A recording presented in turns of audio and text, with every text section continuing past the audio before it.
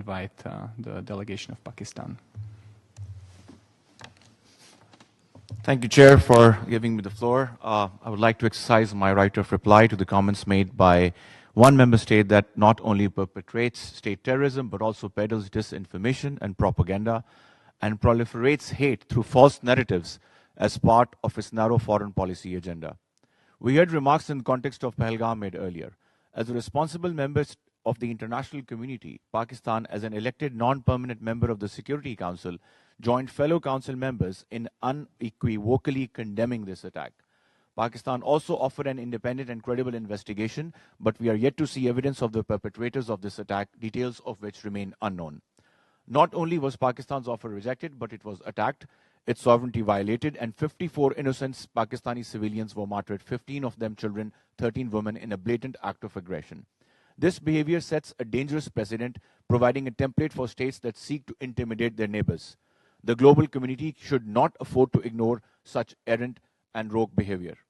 The naked act of aggression and violation of our sovereignty met a befitting, proportionate response in accordance with our right to self-defense under Article 51 of the UN Charter, which was duly exercised with maturity, exhibiting proportionate, minutely calibrated, and manifestly restrained response that resulted in Pakistan's resounding success in thwarting this threat, ending with a ceasefire brokered with the good offices of the United States at the request of New Delhi. This malicious accusations of cross-border terrorism are a deliberate attempt to repeat lies until they are accepted as the truth, which is far from ground realities.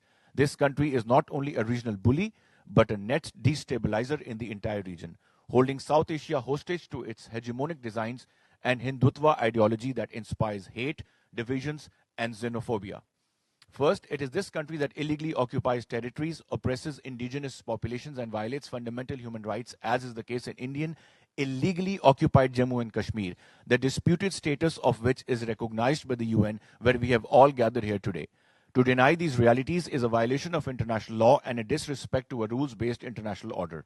I need not elaborate on the scheme of extrajudicial killings, arbitrary arrests, detentions, staged encounters, and collective punishment under the cover of counterterrorism laws that this country pursues.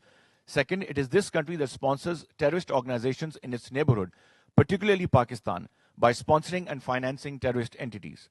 Third, it is this country that runs a global campaign of extraterritorial assassinations and clandestine proxies on our soil and beyond, including the United States and Canada. Fourth, it has become a routine script.